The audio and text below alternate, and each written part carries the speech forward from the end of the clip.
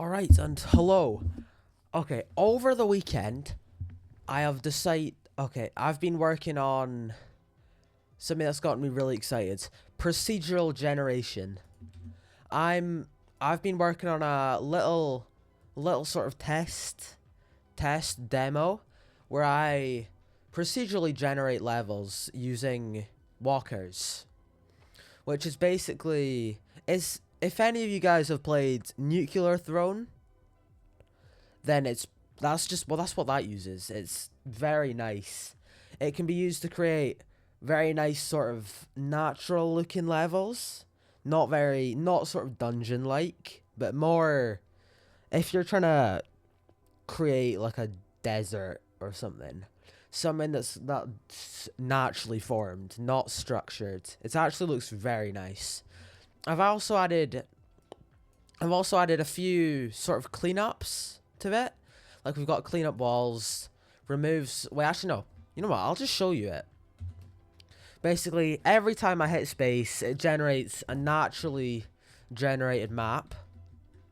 They look quite nice, and you get some very well made and unique different maps. Okay, I'll show you the cleanup now. Basically, every time I generate a map, I just generate the map. This is just the raw walkers, all that, and then this.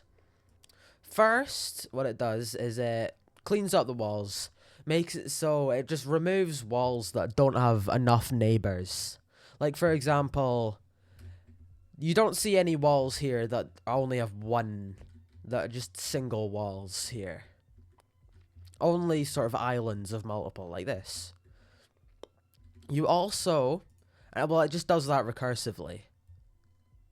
I've also got I've made it so that I can change the amount of walkers, which is actually makes quite a difference. Like, right now I've got it at 3. This is sort of my preferred amount. It doesn't create too many islands, but it's also doesn't make a massive open space. Like I could set it to 1, and it makes very. I'll change the walk steps. I'll make that higher. When using just 1, it makes tons of very branching paths, all like very small hallways and stuff.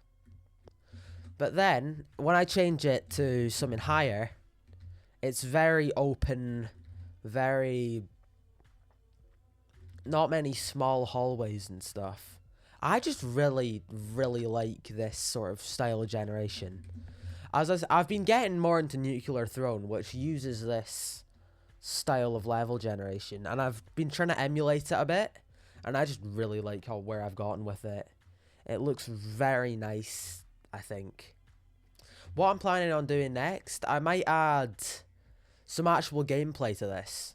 What I might try add like automatic enemy spawning, add a way that the player can fight the enemies, improve the tile set, because this does not look very good. This is just based off a random tile set that I found on low spec. It's called Wet Sandwich. It's not a very appealing name, but it is a very appealing tile set. I don't know whether to make this. Right now it's called When Dungeons Arise. So I don't know whether to go for a sort of medieval style weaponry and enemies, or whether to go for sort of more futuristic. The dungeons aspect makes me think like swords, bows and arrows and stuff. But that could also be using guns and stuff. Oh yeah, I'll also talk about how it's drawn, how the map's drawn. I've got this single level node with this script attached to it. It's got a tile set on it with a rule tile and then a floor tile and then a wall tile. The rule tile's for the floor, or terrain as Godot calls it, and it basically just uses this to create a massive level. The player is literally just a little simple controller. This is all it is. It's just lerped kinematic body physics. I've actually not used kinematic bodies in a while. I'll usually use rigid bodies, but I sort of want to try use kinematic bodies a bit more because they're more predictable and you can control them a lot more.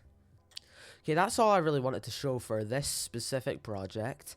Another small thing regarding last week's, well, Friday's video, I have decided to just ditch Go because I don't think it's the best.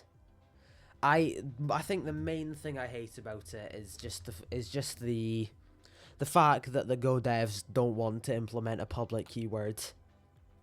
It actually annoys me so much. I think that's one of the only reasons. Being an operator overloading would be nice, but I understand that wasn't implemented. Alright, that's all I really wanted to talk about in this video. So, goodbye.